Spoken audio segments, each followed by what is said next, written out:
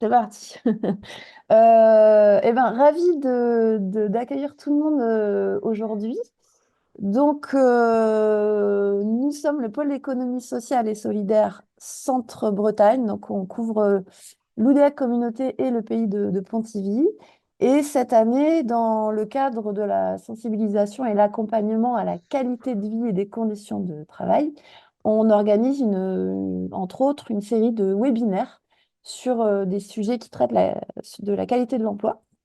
On en a eu un le 11 avril que je vais mettre là en vidéo sur Internet aujourd'hui ou demain.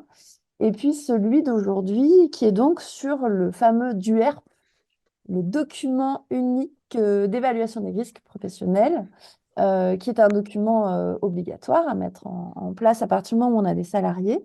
On va être aujourd'hui accompagné de Hélène et Arnaud du CAC Sud 22. Merci à tous les deux d'être présents et présentes. Je redonnerai les webinaires en fin de réunion.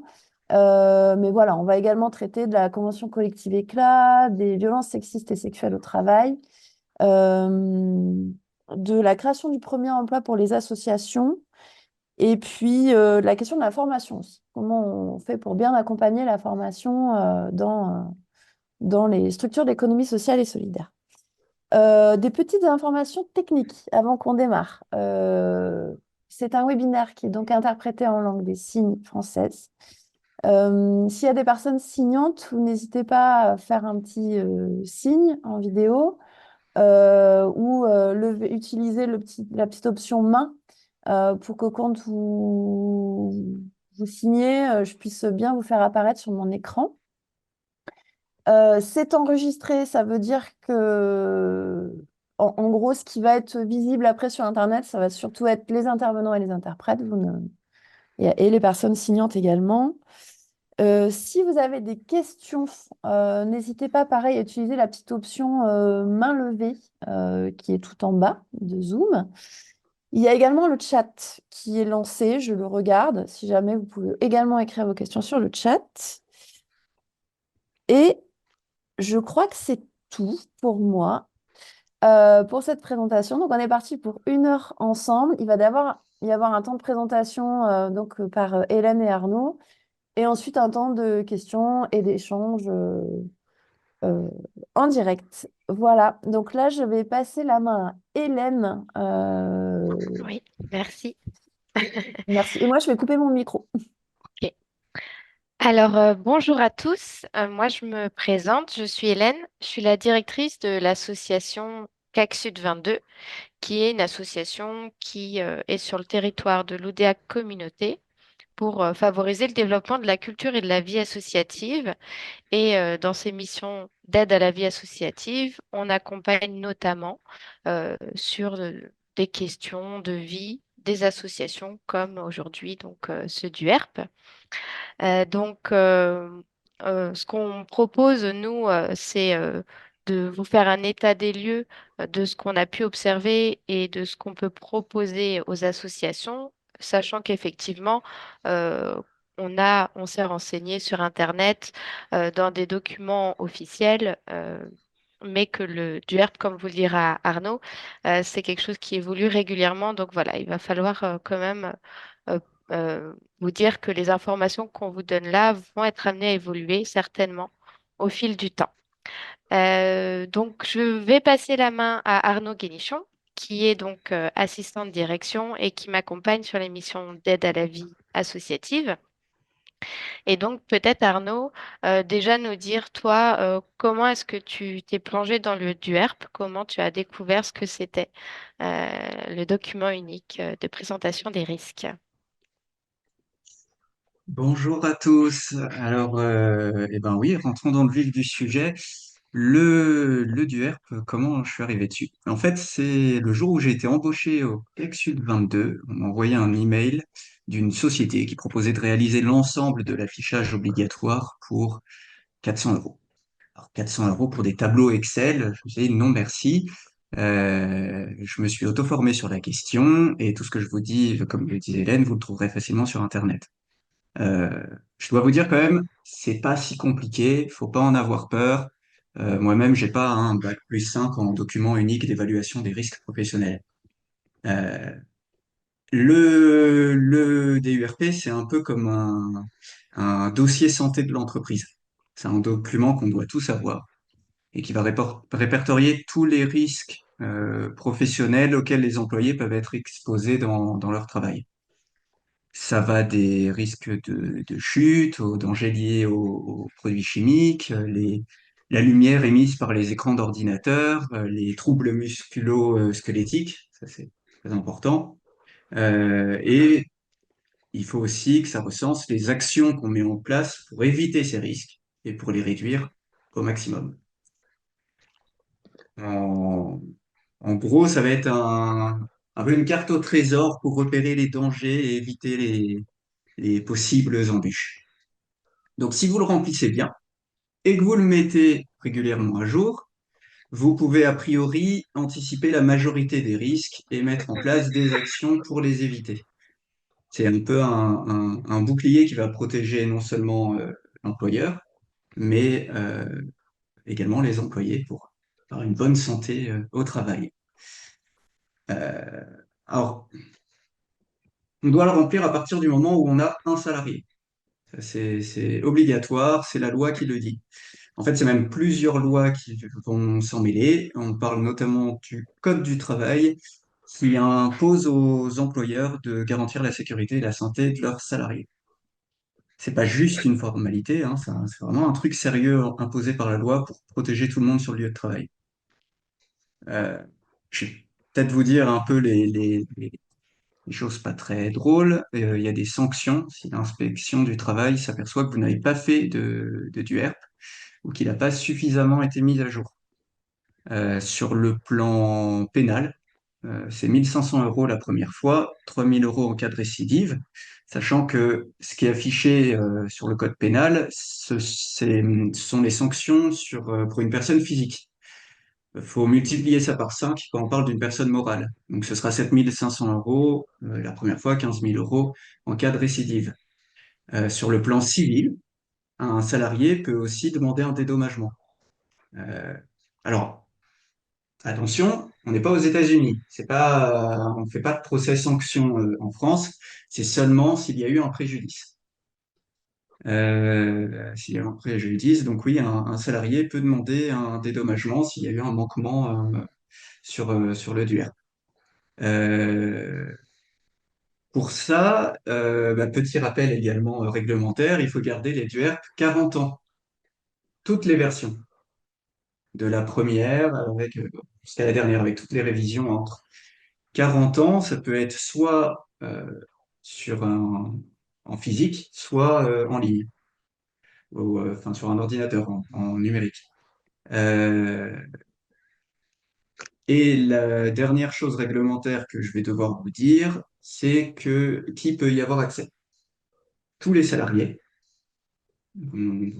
obligatoirement peuvent y avoir accès quand ils le souhaitent, mais également les prestataires qui accèdent à nos locaux, puisqu'ils vont également être exposés au risque. La médecine du travail, si elle vous le demande, faut lui fournir. Et de toute manière, je vous invite franchement à donner à la médecine du travail systématiquement vos dernières versions des URP, l'inspection du travail et les agents de la CARSAT. Et ça, c'est les gros ensembles qui pourront vous demander légitimement d'avoir accès à votre document unique. L'interprète, juste, Voilà. c'est pour la médecine du travail. Et après, vous avez cité deux autres entités que j'ai pas eu le temps de traduire. Si vous plaît, juste les reprendre. Pardon, l'inspection du travail Merci. et les agents de la CARSAT. Les caisseurs. Euh, moi, j'ai fait un document Excel qui est un tableau qui permet de remplir ce document unique. Je l'ai fait avec l'idée de le partager au plus grand nombre et que vous puissiez tous en profiter et l'adapter à votre entreprise. Alors, je vais le partager déjà et vous le montrer et je vous propose qu'on fasse ça un peu ensemble. On regarde un peu ensemble comment le remplir. Et si ça vous intéresse, eh ben, je vous fournirai ce document et vous en ferez ce que vous voulez après. Ce qui vous évitera d'avoir à le payer entre 50 et 400 euros pour un tableau Excel.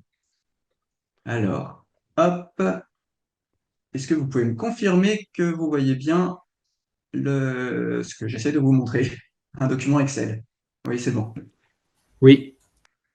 Alors, le document unique d'évaluation des risques, il y a quelques mentions obligatoires, notamment les coordonnées complètes de l'entreprise et surtout de comment joindre le responsable. Euh, un document unique, il va se faire. Alors, c'est vrai que je m'adresse là plutôt à des entreprises qui auraient moins de 50 salariés et un seul local. Si vous avez plusieurs locaux, c'est bien d'avoir plusieurs documents uniques, euh, avec l'idée de le mettre à chaque fois dans l'affichage obligatoire. C'est pour ça qu'ici, je parle pas d'entreprise, mais de site. Ce qui vous permet, donc, mettez bien le nom du site, qui est responsable. C'est d'ailleurs le responsable qui doit signer le document. Il peut déléguer le document unique, mais par contre, c'est quand même l'employeur qui est responsable de ce document et de tout ce qui s'y trouve. Euh, c'est lui qui a le dernier mot aussi sur ce qui va être mis dessus. Euh, pour une entreprise, par contre, qui a plus de 11 salariés, il faut qu'il soit fait avec le CSE. C'est la petite chose à retenir. Donc, une fois que vous avez mis l'adresse et les coordonnées, n'oubliez pas de mettre, alors quand il a été créé, puisque ce sera la première version, et quand il a été révisé, et qu'est-ce qui a causé une révision. Quand on est une entreprise de plus de 11 salariés, il faut le faire au moins une fois par an. Quand on est en entreprise de moins de 11 salariés, il faut le faire quand il y a des changements, en fait, quand il y a des risques qui apparaissent ou qui sont découverts. Euh, donc, de manière générale, c'est bien de le faire plusieurs fois par an. Du coup, Il y a une je me méthodologie. permets, Arnaud, je te coupe Oui. juste une seconde. Euh, du coup, je suis en train de me poser la question, quand il y a une nouvelle personne qui intègre l'association ou la structure, est-ce que ça oblige à revoir le DUERP ou vu que c'est compris sur des jauges de temps à tant de personnes, c'est vraiment plus une nouvelle cause de prévision qui amènerait à le refaire qu'un nouveau salarié? Ça dépend de comment tu vas définir tes unités de travail. Euh, Parce qu'en fait, le DUERP, il y a plusieurs mentions obligatoires, comme je disais, donc les coordonnées complètes, la liste des unités de travail et leurs descriptifs, Ok. et les dangers pour chaque unité de travail. Une unité de travail, ça peut être un bureau, mais ça peut être aussi un- une profession ou une activité, un endroit, ça peut être plein de choses. C'est à vous de les définir. Et de définir du coup pour chaque unité de travail quels vont être les risques. Typiquement, il y a une méthodologie qui elle, est pas obligatoire, mais fait sens. C'est d'avoir la gravité, la fréquence d'exposition et la maîtrise. La gravité du dommage, du risque, la gravité potentielle, ça va ah bah je suis presque tombé à cause d'un câble qui traînait par terre à la mort. La fréquence, quelques jours par an à tous les jours, à plus de 50% du temps de travail. Et la maîtrise de ce risque-là, c'est-à-dire vous n'avez fait aucune mesure pour pallier à ce risque ou vous avez tout fait pour le réduire au maximum. Ça, ce sont trois gros critères euh, qu'il faut intégrer à votre document unique. Ces critères, alors sur la manière dont je l'ai fait, en me basant sur ce que je trouvais sur Internet, euh, on va avoir une note globale qui va permettre de savoir si un risque est faible, moyen, fort, et du coup la priorité qu'il faudra lui donner. Des unités de travail. Donc, j'en ai parlé un peu plus tôt, mais il faut définir à chaque fois plusieurs unités de travail qui vont être exposées chacune à des risques. Moi, j'aime bien qu'il y ait une unité qui regroupe toutes les autres unités, parce qu'il y a des risques qui effectivement vont regrouper tout le monde, enfin toutes les autres unités. Euh, typiquement, typiquement, qu'est-ce qu'il y a? Ah bah, à quoi vous pensez comme risque majeur qui s'est déroulé à tous dans notre vie il n'y a pas si longtemps et auquel on est a priori encore exposé? Il y a un risque que vraiment tout le monde a connu ces dernières années. Est-ce que quelqu'un est capable de me le donner? J'ai pas de réponse. Bah, la Covid. La Covid, effectivement. Oui, et bravo Nolwenn et la SP. La Covid, c'est effectivement un risque que tout le monde a connu, que tout le monde a partagé, et c'est un risque qu'il faut prendre en compte dans le document unique d'évaluation des risques. Euh, Normalement, le jour où la Covid a impacté les lieux de travail, il fallait que toutes les entreprises de France changent leur DUERP. Après ça, vous pouvez avoir des unités plus réduites. Donc, vous pourriez vous dire, bah, une unité qui regroupe toutes les personnes qui travaillent sur un bureau avec un ordinateur. Toutes les personnes qui ont accès, comme je mets là, au local technique. Toutes les personnes qui empruntent une voiture dans le cadre de leur travail. À chaque fois, il faut bien définir les unités et ensuite, on arrive au risque. C'est là où j'ai fait ce tableau qui permet à peu près automatiquement de savoir quelle importance attacher à chaque chose. Typiquement, on va reprendre la Covid. Donc, hop, Covid. L'unité, on avait dit tout à l'heure que ça concernait tout le monde. On va mettre, c'est l'unité 1. L'effectif, bah, vous mettez combien il y a d'effectifs concernés dans cette unité. Nous, au CAC Sud 22, on est 4 salariés. L'effectif, il va être de 4. Est-ce Alors, que tu sachant crois, qu'effectivement, Arnaud, excuse-moi, est-ce que tu crois que tu peux zoomer un peu plus sur ton tableau pour que ça apparaisse un tout petit peu plus grand? je dois pouvoir faire ça. Génial, merci. Ça paraît mieux là? Voilà. Donc, unité de travail, là c'est redondant, mais vous pouvez avoir plus de précision euh, si vous le souhaitez. Donc là, bon, ça reste l'unité de travail 1. La situation, donc, c'est une exposition à la Covid. Le risque, vous avez une liste. Donc, vous essayez de retrouver ce qui va correspondre le plus finalement. Euh, et alors, qu'est-ce qui va correspondre le plus à ça? Ça va être biologique. En fonction de risque concerné, vous allez automatiquement avoir un facteur de pénibilité qui va se mettre ou non. Ça, vous n'avez pas à y toucher.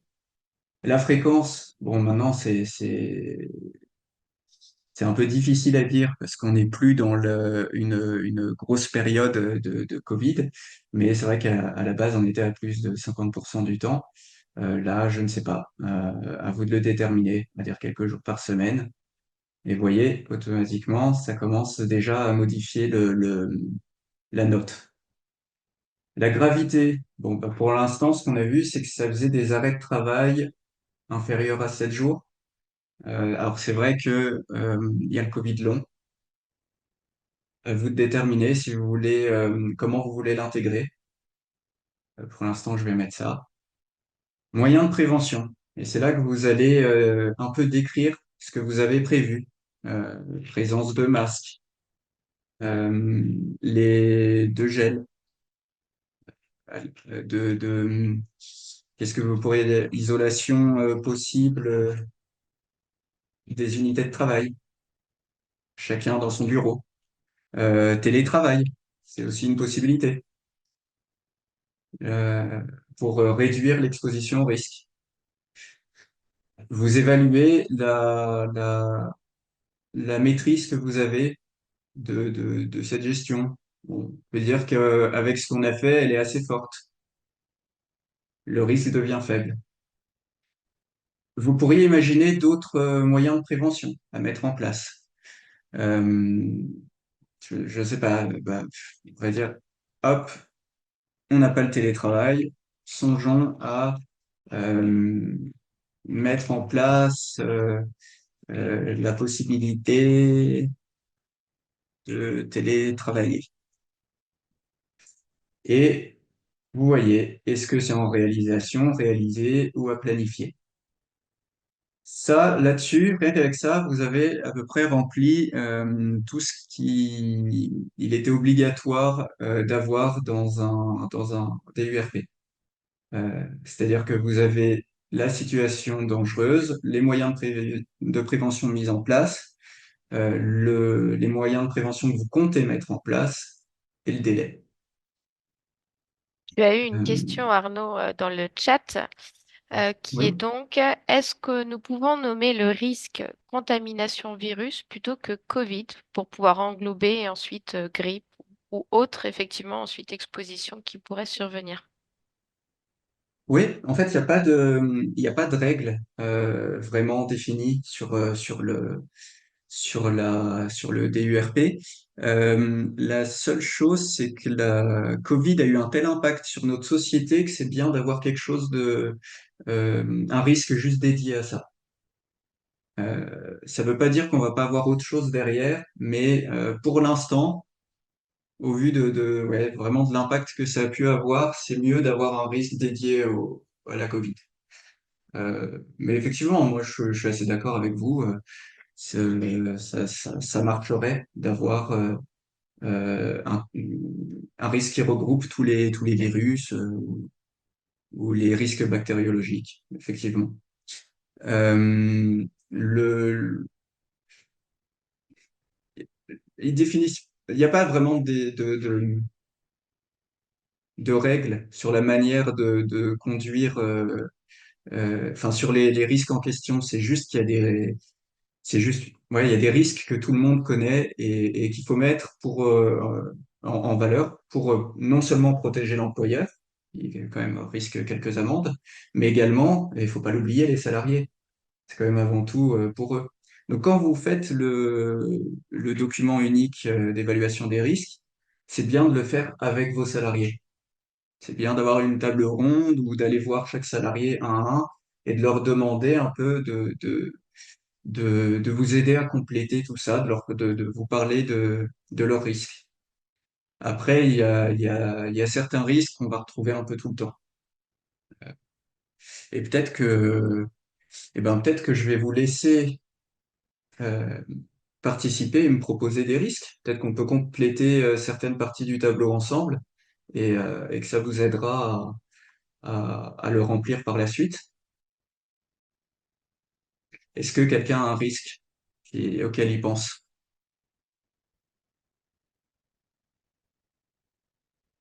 Je vois que non. Ah, Risque voilà. routier. Griffe, Risque ok. routier, effectivement.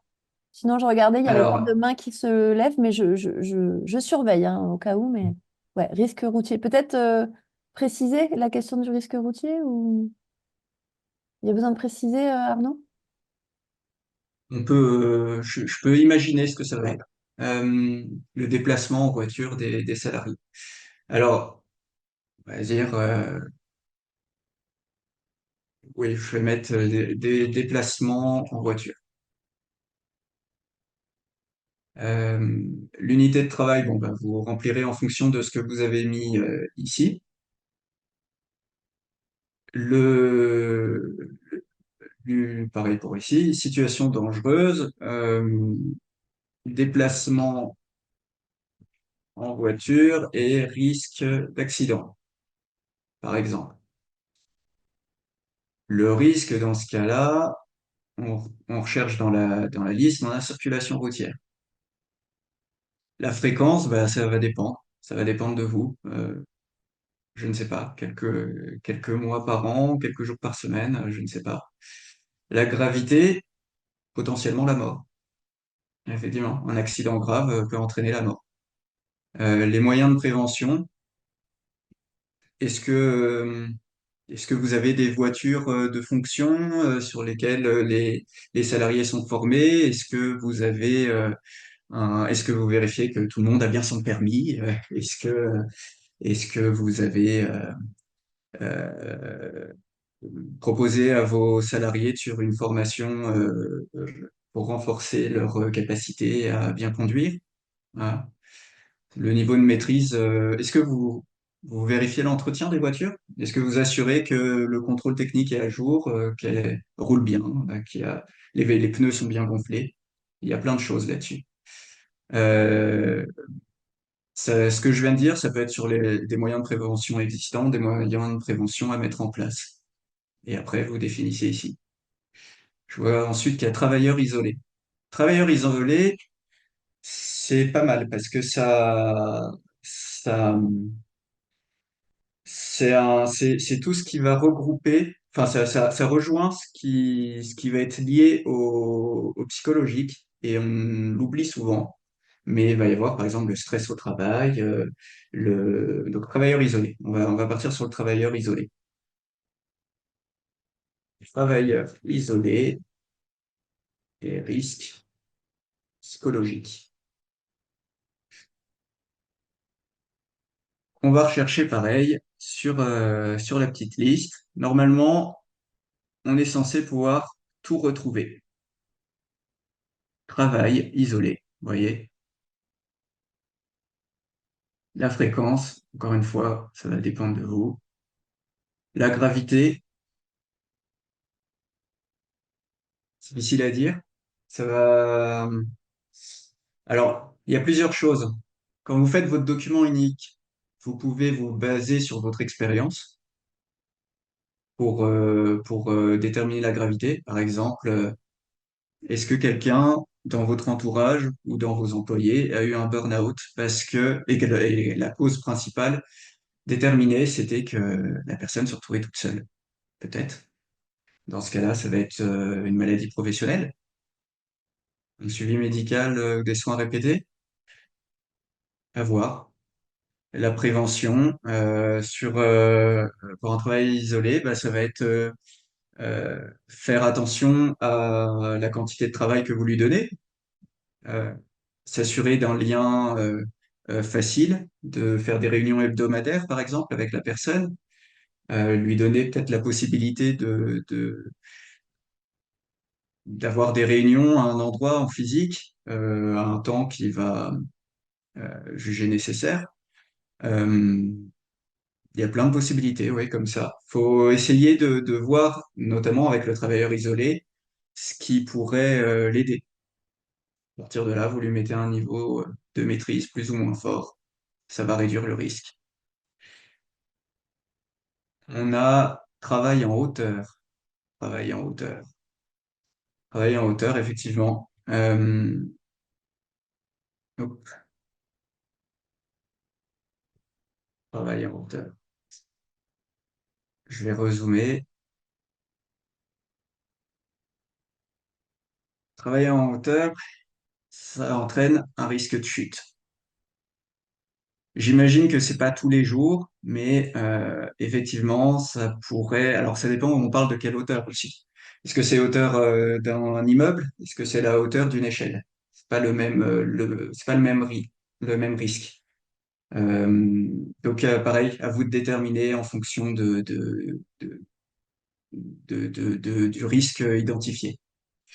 Les moyens de prévention, ça peut être bah, déjà si c'est qu'est-ce qui cause qu'est-ce qui amène à devoir travailler en hauteur? Est-ce que c'est parce qu'il y a des archives qui sont tout en haut d'une armoire et que la personne est sans arrêt obligée de monter sur une chaise pour les récupérer? Peut-être que lui mettre un escabeau, ça faciliterait ça, ou peut-être que éviter d'avoir des archives en haut d'une armoire, ça éviterait d'avoir à travailler en hauteur. Si c'est laver des vitres d'un immeuble, bon bah là il n'y a pas le choix. Mais alors dans ce cas, préparer des harnais, une nacelle de sécurité, il y a plein de moyens en fait de réduire ce risque. N'hésitez pas à m'interrompre hein, si vous pensez qu'il y a des choses à préciser. Bah, il y a Le eu, mal de dos du fait de... Oui, Arnaud, peut-être pour préciser sur la question de la hauteur, il y a eu un complément sur la taille de l'échelle qui peut être de 3 mètres. Sinon, il y a eu d'autres questions sur le mal de dos du fait de port de charges lourdes. Et puis, la question du travail en cuisine, ménage en chambre, qui ont été ouais. complétées. Alors, mal de dos du fait de port de charges lourdes. C'est un risque. C'est un risque, évidemment, bien évidemment, et ça fait partie des risques des TMS. Les TMS, c'est les troubles musculo-squelettiques. Vous pouvez les avoir quand vous portez des choses lourdes, mais aussi simplement en étant à votre bureau. Euh, alors, je pense qu'il y a quelque chose en rapport ici. Je croyais l'avoir vu tout à l'heure, et je crois bien, ça va être dans la manutention, je pense. Posture pénible, ça va être plus face à l'ordinateur, mais on va mettre ça. Manutention manuelle. Et donc, on part sur mal de dos. Mal de dos, fait de port de charge lourde. Facteur de pénibilité. Ouais, je ne sais pas combien de fois Je pense ça arrive. que personnellement, situation dangereuse, c'est pas peut-être pas le fait d'avoir le mal de dos, mais juste le port de charge lourde, parce que peut-être ça peut déclencher d'autres choses que le mal de dos, parce que des fois ça peut Tu être as raison. migraine, jambes, enfin voilà, peut-être que euh, comme dans ce type de document administratif, c'est là où se jouent un peu les difficultés, c'est de réussir à la fois d'être général et en même temps précis. C'est vrai que euh, soyez vigilants sur les termes que vous pouvez utiliser effectivement dans ce type de document, comme vous le dit Arnaud, quoi. Et de toute façon, n'oubliez pas, à chaque fois que vous identifiez un risque ou qu'un risque a été découvert, je sais pas, comme fut un temps, l'amiante, c'était pas un problème. À partir du moment où on a vu qu'il y avait de l'amiante, eh ben, les documents uniques d'évaluation des risques ont dû être modifiés. Bon, ça n'existait pas à l'époque, mais vous voyez ce que je veux dire. Euh, la Covid est un exemple plus récent et qui marche. Moyen de prévention pour le port de charges lourdes, ça peut être des ceintures de soutien, ça peut être un diable, ça peut être de ne pas avoir de charges lourdes à porter, peut-être est-ce vraiment nécessaire. Est-ce que ça peut être divisé en plus petites charges, se mettre à plusieurs pour les porter, éviter que ce soit trop fréquent, plusieurs possibilités comme ça. Euh, je vais peut-être encore en faire un ou deux avant d'avoir. Alors, travail en cuisine, ménage en chambre. Travail en cuisine, alors, ouais, travail en cuisine, ménage en chambre. Ménage en chambre, ça va. Le problème qu'on peut. Enfin, ménage de manière générale, le problème qu'on peut tout de suite voir, c'est les agents chimiques dangereux. C'est la même chose quand vous avez une imprimante au boulot. Les cartouches sont considérées comme des agents chimiques dangereux. Euh, c'est le genre de choses auxquelles il faut penser. Et là, bah, port de gants, de masques, pour le cas de l'imprimante, ça va être peut-être avoir une imprimante professionnelle régulièrement entretenue. Euh, pour le travail en cuisine, vous avez des couteaux, des feux. Alors peut-être que là, il faudra subdiviser en plusieurs risques possibles. Il y a peut-être du gaz, s'il y a une cuisinière au gaz. Euh, à chaque fois, essayez de penser au pire et aux moyens d'éviter le pire. L'échelle qui est moyen d'accès pour aller au travail, oui. Alors c'est sûr que là, je suis vous travaillez dans une grange, je ne sais pas comment l'échelle un moyen d'accès au travail. Est un Euh, moyen d'accès, pas de travail. Donc, je pense que c'est plus, ah oui, pas de travail, d'accord. voilà, qu'il y avait plus cette notion-là. Mais je rebondis du coup sur la suite aussi des commentaires. Effectivement, un moyen de prévention, effectivement, les formations, gestes et postures notamment. Mais je sais que Ouais. nous, au CAC Sud 22, on avait pu faire intervenir une personne via la médecine du travail pour Mm. venir identifier dans nos locaux les problématiques qui pouvaient être soulevées, notamment sur la posture de travail. Et dans ce cadre-là, ensuite, avoir des outils qui avaient été payés par l'association pour voilà, nous accompagner au mieux dans notre posture de travail de bureau. Voilà, donc excuse-moi, je me suis permis cette digression, Arnaud. Non, non, t'as bien fait. Le, Ça me fait penser que vous pouvez également vous adresser au SDIS et qui va regarder les risques incendie dans vos locaux. La médecine du travail, bien évidemment, qui peut faire tout un audit sur vos manières de travailler, les risques que ça engendre. Euh, et je voyais après harcèlement dans le cadre de relations conflictuelles avec des adhérents, des clients. Oui, gros risque, s'il est avéré. Euh, alors,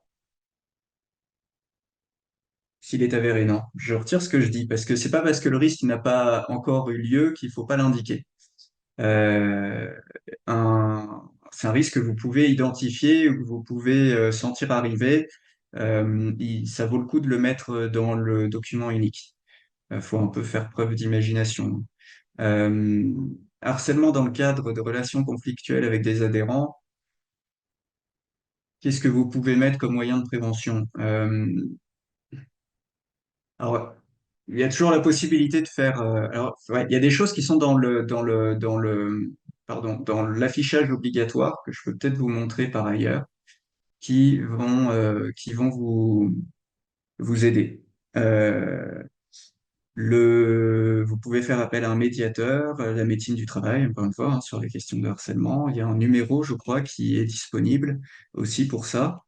Euh, Organiser des réunions régulières où les gens sont à l'écoute. Vous avez un bureau, normalement, si vous êtes une association, qui peut peut-être être à l'écoute de ce genre de relations, si vous les avez avec vos adhérents.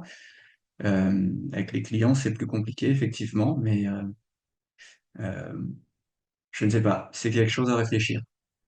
C'est quelque chose à réfléchir. Je vais juste regarder si j'ai pas le document, euh, enfin l'affichage obligatoire Ouais, par... je souligne peut-être sur les questions du harcèlement qu'il y a des Oui, choses qui sont effectivement de l'ordre du document unique, voilà, mais que via ce document, il y a aussi des situations qui peuvent dépasser les conditions générales de travail et rentrer dans des choses qui sont pénalement préjudiciables. Et donc, c'est aussi de pouvoir mettre dans ce document-là qu'en cas enfin, de gravité des actes que il y a un contact avec les services de police ou autres. Enfin voilà, là c'est quand on imagine effectivement que ça puisse prendre de l'ampleur. alors je sais pas si... Est-ce que vous voyez la nouvelle page que je viens de mettre? Non, Oui, non? non, on Non? est Ah, resté ok. sur le Alors, fichier Excel. Dans ces peut-être cas-là, comme ça. il faut que C'est tu... bon là? Non, ah si, c'est bon. Enfin, pour moi, c'est bon en tout cas. Merci. Ok. Alors, normalement, il y a l'affichage obligatoire. Il y a, bon, c'est pas le sujet de la formation, mais il y a énormément de choses sur lesquelles que vous devez mettre obligatoirement, et notamment le numéro de téléphone d'urgence, le défenseur des droits, important à avoir, euh, SOS médecin. Enfin voilà. Et rappelez bien l'égalité de rémunération, la lutte contre les discriminations et le harcèlement au travail. Ça fait partie des choses obligatoirement à mettre en place. Je me permets Voilà, juste une petite information, effectivement, sur les documents qu'on va vous donner suite à ce webinaire. N'hésitez pas, alors j'ai certains de vos mails, mais n'hésitez pas à mettre vos mails aussi dans le chat pour que je puisse vous faire un envoi ensuite des documents divers et variés qui ont été présentés aujourd'hui. Donc là, la question était sur le document d'affichage obligatoire. On pourra vous le donner, donc n'hésitez pas à rajouter votre mail dans le chat ou à me contacter par la suite. Je te relaisse la main, Arnaud. Pareil pour l'affichage obligatoire. C'est moi qui l'ai fait. Je ne suis pas juriste. J'ai juste fouillé un peu partout pour voir comment le faire. Je suis à peu près sûr qu'en 2022, il était bon. Moi, je ne l'ai pas encore retravaillé depuis. Il va falloir que je le fasse. Mais voilà, ne prenez pas ça juste pour le mettre dans un coin. C'est un travail, il y a un travail de veille quand même à faire et il faut bien penser à, à remettre à jour ça assez régulièrement. Le, mais déjà, si la démarche de venir à cette formation et de vous intéresser au sujet, euh, c'est déjà hyper important pour le bien-être de vos salariés.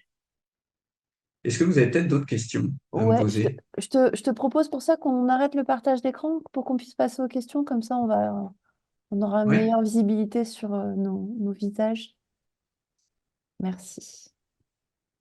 Donc, ouais, effectivement, est-ce qu'il y a des questions? N'hésitez pas. Donc, soit lever la main, soit prendre la parole, soit s'il y a des personnes signantes à faire un petit geste pour que je puisse vous mettre à l'écran.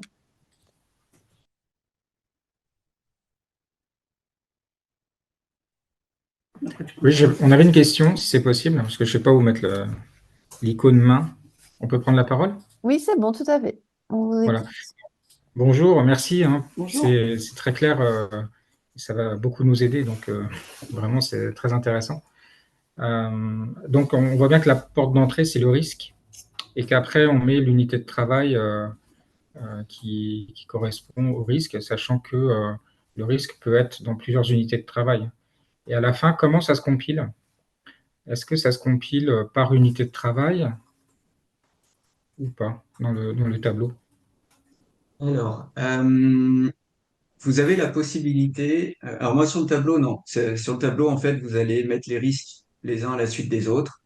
Et vous allez avoir sur chaque onglet ou sur chaque page, parce que c'est imprimable directement, vous allez avoir.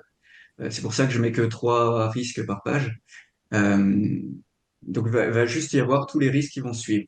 Du numéro 1 au numéro, je sais pas combien vous pourriez en avoir, 50, 60, 70, je ne sais pas. Euh, mais c'est vrai qu'il y a alors moi je l'ai pas fait, mais des gens le font et c'est plutôt bien. Il y a des gens qui prennent une page entière pour juste répertorier les risques, une autre page pour répertorier les actions de prévention prévues et les actions faites avec la date à chaque fois. C'est pas une mauvaise idée en soi. Moi je l'ai pas fait parce que je me suis dit que ça suffisait d'avoir tout au niveau du risque. Mais alors, effectivement, vous allez vous retrouver potentiellement, en fonction de comment sont organisées vos unités de travail, vous pourriez voir plusieurs fois de suite un risque similaire qui va concerner plusieurs unités de travail différentes, mais de manière légèrement différente. Je ne sais pas, par exemple, euh, si vous avez quelqu'un à mi-temps qui travaille sur l'ordinateur toute la journée, enfin tout son temps de travail, et quelqu'un comme moi qui est devant l'ordinateur toute la journée, on est tous les deux exposés au même risque vis-à-vis de la luminosité de l'écran, de la posture sur son bureau, de la hauteur de l'écran, enfin toutes ces choses-là. Mais par contre, pas sur la même longueur de temps de travail. L'un à plein temps, l'autre à mi-temps.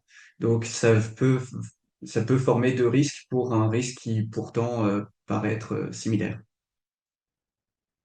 Mais c'est la manière dont j'ai fait le tableau. Après, vous pouvez faire d'autres formes, vous pouvez le retravailler.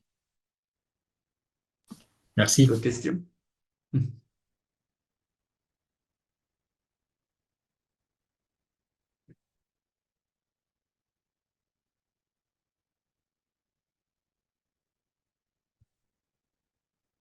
Bah, écoutez, je pense qu'on a fait le tour alors. Ah, Non, j'ai Madame une Boucher. question, si vous voulez. J'avais coupé mon micro. Vous m'entendez? Oui, oui. Oui. Bonjour à tous. Euh, je, moi, je suis coprésident d'une association qui a 3 sites différents d'activités sur 3 régions administratives différentes et qui ont des activités bien spécifiques. Donc, est-ce qu'il faut partir du principe donc qu'on fait 3 DUERP différents ou est-ce qu'il y a un DUERP commun avec les risques qui seraient communs, je pense par exemple au risque routier, ou vraiment 3 DUERP différents, sachant que du coup on a 3 Ça, médecines du travail différentes. ouais. Ça va dépendre de l'organisation de vos, de votre boîte. D'après ce que vous me dites, oui, je pense qu'il vaut mieux 3 DURP différents, un par établissement.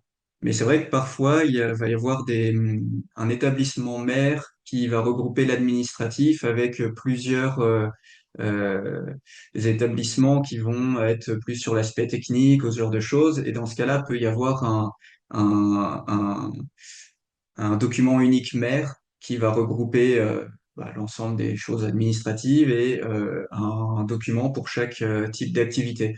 Donc tout dépend de l'organisation de votre travail. Mais oui, je vous conseillerais de faire trois documents uniques, effectivement. Distinguer, oui.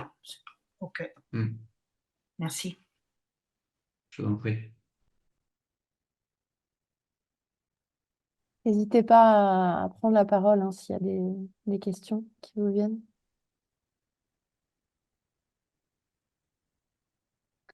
Est-ce que parmi les personnes présentes, il y a déjà des structures qui ont tenté de mettre en place ce document ou qui sont dedans euh, ou vous êtes toutes et toutes au démarrage, vous n'avez pas encore commencé? C'est vrai que il y a une chose peut-être que j'ai pas dite, c'est que là, ce que je raconte, c'est valable surtout pour les entreprises de moins de 11 salariés. À partir de 11 salariés, donc ce que je disais plus tôt, c'est que vous avez le CSE qui doit être mis dans la boucle, obligatoirement, et qui participe donc à la rédaction de ce document unique. Et après, il y a plus de 50 salariés. Là, c'est encore autre chose. Vous me dites s'il y a une entreprise qui a plus de 50 salariés, mais ça va surtout concerner les actions faites, où il faut mettre en place un vrai plan de prévention.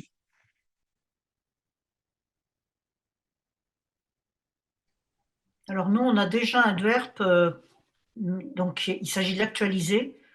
Par contre, je n'ai pas participé à sa construction, donc et je n'ai pas, donc je ne peux rien en dire. Je vais le découvrir à l'occasion de son actualisation, enfin, de sa mise à jour.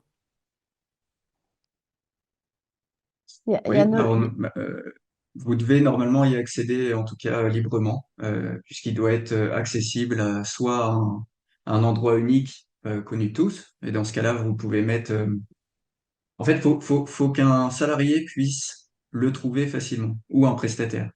Donc, si vous ne le mettez pas sur l'affichage unique, il faut qu'il y ait sur l'affichage unique une mention qui indique où trouver ce document unique. Autrement, vous le mettez directement de manière physique sur le document unique, sur l'affichage obligatoire. il y a Nolwenn juste qui répondait à ma question en nous disant que dans leur association, c'était en état de brouillon et ils avaient suivi une matinée de formation à la médecine du travail à Plérin. Comment on peut déjà avoir accès à l'information de ces formations-là qui sont proposées à la médecine du travail et dans le réseau, notamment d'informations type Guidasso, qui est un réseau qui permet aux associations de se renseigner sur la vie associative en général, la gestion associative, comment on peut avoir un peu toutes ces infos en lien avec ces questions-là? Autant en profiter pour passer des infos, notamment Faire sur de le la pub à Guidasso. Guidesso. Pas Je vais te forcément laisser de la répondre pub, peut-être mais Hélène là-dessus. Ouais, je vais peut-être répondre à la question. Après, effectivement, Nolwenn disait sur leur site, oui, sur le site de la médecine du travail, vous avez des informations. Vous pouvez aussi, les employeurs reçoivent aussi parfois les newsletters. Moi, c'est comme ça personnellement que j'ai aussi les éléments. Mais le plus simple, ça peut être également de téléphoner à votre médecine du travail pour avoir les éléments. Donc ça, en lien direct avec la médecine du travail ou en complément, pour reprendre la question autour du guide asso, qui est donc un collectif d'associations qui aident, informent et accompagnent les associations du territoire. Il y a des formations spécifiques qui peuvent être mises en place sur des sujets précis pour les associations plutôt. Donc, éventuellement sur ces questions-là, mais ça dépend du programme de formation qui est associé. Cécile, je voyais que tu as activé ton micro. Tu veux peut-être prendre la parole. Oui, je voulais juste dire que j'ai trouvé intéressant l'idée de travailler, enfin de mettre en place ce document avec les salariés, parce que dans l'association dont je m'occupe, c'est vrai qu'il a été mis en place de façon un peu enfin, il a été mis en place par deux personnes et les salariés n'ont pas été consultés et je trouve que ça manque. Donc, on va sans doute travailler là-dessus. Alors, vous avez raison, oui. Alors, effectivement, légalement, encore une fois, c'est le responsable de la structure qui a le dernier mot. Et il peut faire ça tout seul dans son coin.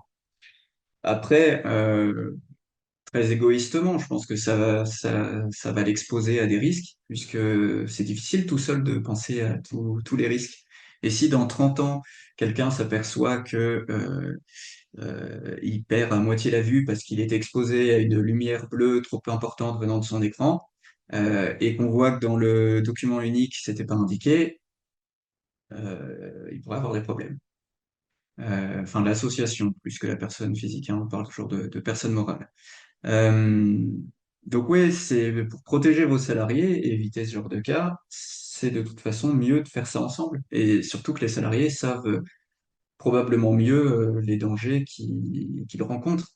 Et j'insiste, je vais insister quand même beaucoup sur les risques psychosociaux parce que c'est ceux dont on ose le moins parler et qu'on voit le moins, mais ils sont importants. Donc n'hésitez pas à parler du stress possible, de la charge de travail. Ça ne veut pas dire qu'il peut pas y en avoir. Il y aura forcément un moment du stress et une charge de travail importante.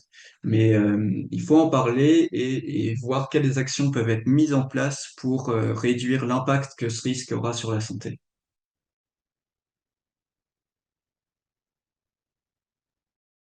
Très bien. Eh ben, je ne sais pas s'il y a encore des questions, des réactions. J'ai pas l'impression. Une dernière chose à dire, Arnaud, Hélène? Ou on a fait le tour? Non, le CACSUD 22 restera disponible hein, au besoin si vous avez des questions sur le tableau. Euh, on va vous fournir. Si vous le cassez d'une manière ou d'une autre, n'hésitez pas non plus à... On mettra le numéro de la structure. Vous m'appelez et puis on tâchera de corriger ça.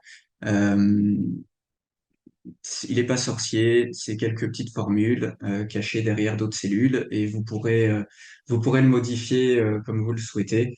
Euh, Si vous souhaitez le partager avec d'autres structures, ce serait bien que vous nous citiez, parce qu'il prend du temps, il a pris du temps à faire ce tableau, mais autrement, faites-vous plaisir. On va se faire plaisir avec le duer.